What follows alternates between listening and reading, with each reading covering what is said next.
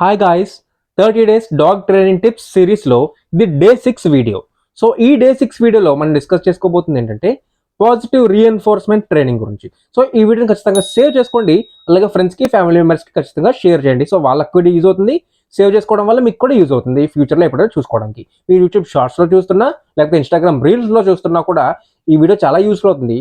So టాపిక్లోకి వెళ్తే positive reinforcement training అంటే ఏంటంటే డాగ్కి మీరు ట్రైనింగ్ ఇస్తున్నప్పుడు, డాగ్కి కమాండ్స్ నేర్పిస్తున్నప్పుడు sit or stay etcetera etcetera చాలా కమాండ్స్ ఉంటాయి కదా. కమాండ్స్ నేర్పిస్తున్నప్పుడు డాగ్ మీరు సిట్ అనేది సిట్ అయింది అనుకోండి, వెంటనే రివార్డ్ ఇవ్వండి, ట్రీట్ ఇవ్వండి, అప్రిషియేట్ చేయండి.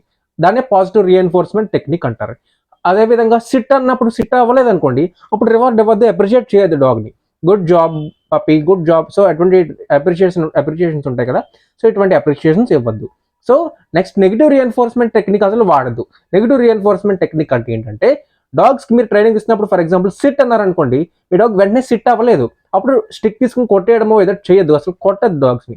డాగ్స్ కొట్టకపోవడం వల్ల డాగ్స్ని కొట్టడం వల్ల డాగ్స్ ఇంకా నెగిటివ్ ఇంపాక్ట్ చూపిస్తుంది.